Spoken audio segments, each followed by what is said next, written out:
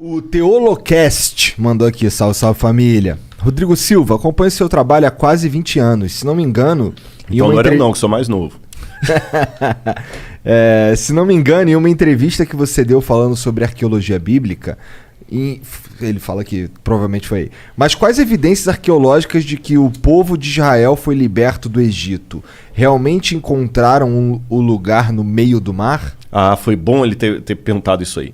Tem um falso arqueólogo, eu vou até gravar um vídeo, porque agora de novo os vídeos desse cara aparecerem, um tal de Ron Wyatt.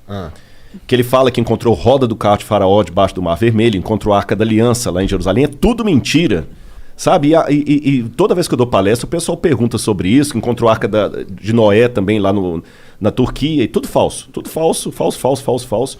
E o cara tinha umas paranoias meio doidas, que Deus falou com ele quando ia revelar a Arca e tudo e tal. E agora alguém me mandou que ele fez de novo um vídeo. Ele já morreu. Ele era um anestesista de Nashville, Tennessee. E fizeram um vídeo agora bem feitinho e tudo e tal, e já tá com mais de 1 milhão de visualizações. Então, sobre o que esse vídeo é? Esse é sobre a achado da Arca de Moisés, a Arca da Aliança. Mas é tudo falso. Entendi. Você entendeu? Não tem nenhum arqueólogo com diploma mesmo que endosse o cara. Entendi. Não tem um. Bom, então, isso aí tudo é falso. Esquece esse negócio de roda de carro. Eu tive no Eiba, no lugar lá. Eu sei que é tudo falso, os lugares que ele fala. Lá em Nueiba tem uma coluna levantada lá que ele fala que foi Salomão que ergueu para marcar o lugar da travessia. Aquela coluna é romana, gente. Não tem nada a ver. Então o cara é todo furado. Entendi. Todo furado. Mas quais são os indícios de que Israel saiu do Egito? Em primeiro lugar, lembra aquilo que eu falei. A história passada é uma história fragmentária. Eu até dei o exemplo aqui. Como se fosse um quebra-cabeças de 10 mil peças. Faltou no monte, faltou na maioria. Então, assim, não é só história, arqueologia bíblica, não. Isso vale para a arqueologia da Grécia, arqueologia de Roma. A biblioteca de Roma se incendiou nos anos 60, não 1960, na época de Nero. Depois você teve também a queda da Biblioteca de Alexandria, em 691. Depois você teve em 1453 o incêndio da Biblioteca de Constantinopla. Muita coisa se perdeu. Então a gente tem um monte de fragmento que a gente completa com coisas que fazem sentido. Fazem sentido. E bingo, é isso aí, Igor. Então algumas coisas que fazem sentido. Em primeiro lugar, eu desloco o êxodo da época de Ramsés e coloco na época de Tutmosis, na 18ª dinastia. Eu sei que o desenho da Disney... aliás, foi até uma crítica que eu fiz na Record lá e eles aceitaram que na novela Os 10 Mandamentos o faraó era o Ramsés. Eu falei, tá errado. Cronologicamente falando, o faraó tem que ser alguém da 18ª dinastia. Então é lá que eu tenho que buscar as evidências do êxodo. E quando eu vou na 18ª dinastia, eu encontro um monte de coisa. Em primeiro lugar, você tem uma rainha, filha do faraó, chamada Hatshepsut. E nessa época que ela estava ali, o pai dela era Tutmosis II. Tá bom? Tutmosis II. Eles tinham muitos escravos asiáticos, porque os egípcios tinham expulsado do país os Ixos, que eram semitas, e os outros semitas, claro, eles escravizaram. Então nós temos muitas coisas da parede lá, deles punindo os egípcios, os egípcios não, os asiáticos, que podem ser os hebreus. E a Hatshepsut, quando ela queria ter um filho dela no poder, no trono, mas ela nunca teve. Então tudo indica que ela adotou uma criança. E a Hatshepsut, ela até se proclamou faraó para não deixar que o filho do marido com a amante assumisse o poder. Quando esse filho do marido assumiu o poder, que para mim é o Tutmosis III e é o faraó do Êxodo, ele assume, a primeira coisa que ele faz é escravizar os asiáticos. Você tem paredes lá mostrando assim, façam mais tijolos, igual a Bíblia apresenta e tudo mais. Aí, curioso, que quando você vai na tumba dele, você descobre algumas coisas curiosas. Daqui a pouco eu vou lembrar o ano que a tumba foi descoberta. Ela tem na parede o Amduat, que é a oração que o egípcio faz para as passagens da alma no mundo dos mortos, no barco solar, até Osíris e voltar.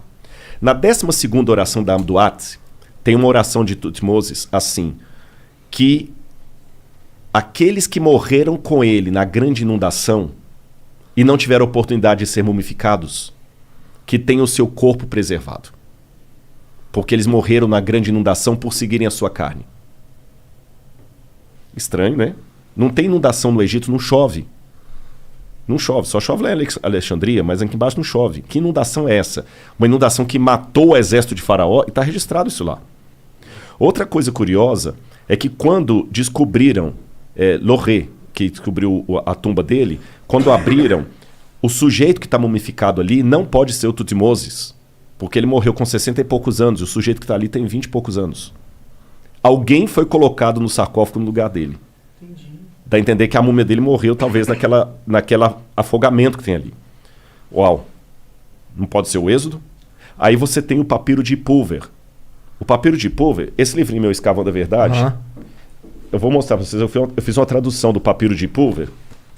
O papiro de Pulver, que hoje está na biblioteca de Leiden, na Holanda, ele traz uma coisa muito interessante que parecem ser as pragas do Egito.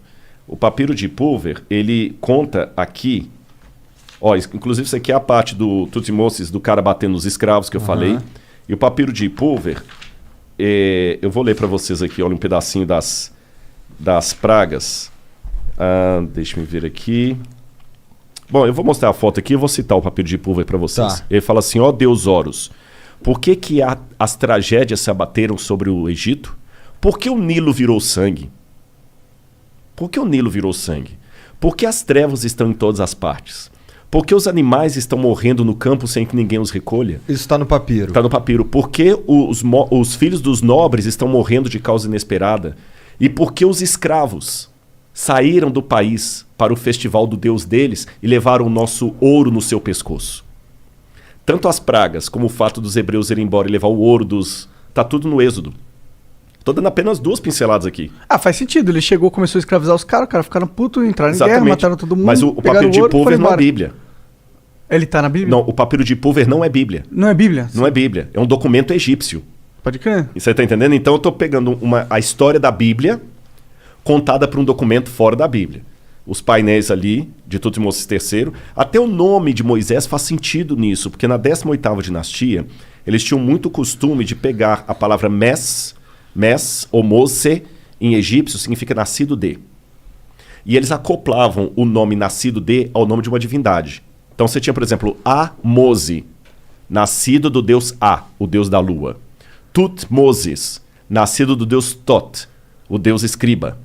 E o nome do hebreu, Moses, Moshe em hebraico. Nascido de. De quem? Parece que quando ele entregou para o deus hebreu, ele tirou a divindade egípcia. Então até o nome dele é um nome egípcio. O livro do Êxodo tem várias palavras que vêm do egípcio. Não são palavras hebraicas. A palavra para papiro é egípcia, a palavra para Nilo é egípcia. Tem um monte de palavra egípcia. Então, eu só estou dando umas 3 ou 4 gotas aqui para ver que nós temos evidências acadêmicas que apontam para o Êxodo.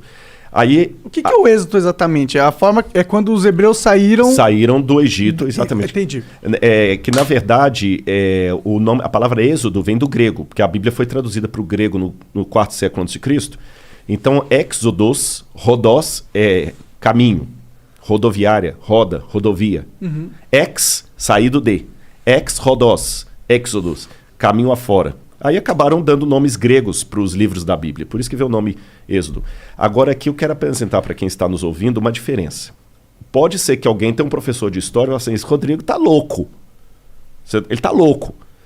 Mas só que tem uma diferença. Eu tenho muitos nomes da academia que concordam com o que eu estou falando. Da historicidade. Por que ele ia achar que você está louco? Eles são necessariamente crente? São. Muitos. Por que eu estou colocando isso? Por que o Ron Wyatt não merece o mesmo... Porque você não tem nenhum acadêmico com doutorado, que dá aula, que faz pesquisa, que fala o Ron Wyatt está correto. Mas você tem muitos acadêmicos que falam que o que eu estou falando está correto. Está cheio de nota de rodapé. Eles produziram coisas que a ciência acredita e que comprovam certas teses. Ou comprovam, ou que ajudam, evidenciam. Exatamente. Então, assim, eu tenho muitas notas de rodapé nos livros que eu uso. Sim. Você está entendendo? Na Universidade Hebraica, professores, trabalho sério. A Universidade Hebraica, onde eu fiz o curso lá, desse tamanhozinho, saíram vários prêmios Nobel dali. Agora, o que eu estou colocando aqui para vocês é o seguinte... Muita gente talvez está surpreso com as minhas declarações, não é porque elas são anticientíficas, é porque, infelizmente, a academia é tão dominada pelo... Eu sei que eles odeiam quando se fala isso, mas existe um ateísmo metodológico que quando alguém apresenta evidência de Deus, parece que o cara está sendo terraplanista. E não é bem por aí. No caso, eles não apresentam... Isso não é nem evidência de Deus, de certa forma. É a evidência que a Bíblia conta passagens que realmente aconteceram. Mas só que aí tem uma coisa importante. Aí eu tenho que pular para a teologia para responder isso. Não existe a arqueologia do Bhagavad Gita. Bhagavad Gita é o livro sagrado dos hindus. Não existe? Não. Por uma razão muito simples. Eu dei o exemplo do Bhagavad Gita, mas eu podia falar do livro dos Vedas, eu podia falar do Tao Te Ching, do taoísmo, do Zen Avesta, do zoroastrismo, podia falar até do Alcorão. Esses livros, de uma maneira geral, eles não se preocupam com a historicidade do fato. O Bhagavad Gita, por exemplo, ele conta a história de Arjuna e Krishna numa batalha. Só que se você chegar para um hindu e falar o seguinte, mas e se o Krishna for uma lenda? Não muda nada a minha vida. Só que a Bíblia, ela tem uma audácia. Perdão, uma audácia literária diferente. A Bíblia coloca tudo ou nada. Quando você lê os autores bíblicos, fala o seguinte, se o que a gente falou é mentira, então esquece. Mas se o que a gente falou existiu de verdade, então a teologia também é verdadeira. A teologia bíblica, diferente da teologia desses livros que eu falei, ela precisa da história para se fundamentar. É como se o Deus da Bíblia falasse assim, olha, a prova que eu dou de que o que eu estou falando existe é que a história que eu estou contando nesse livro aconteceu e ela registra os meus atos na história do povo de Israel. Entendeu? Então, quando eu descubro que realmente houve um êxodo, então, peraí, então o livro ele é historicamente válido. Se ele é historicamente válido, a teologia que se assenta nessa história também o será. Não tem um pulo aí?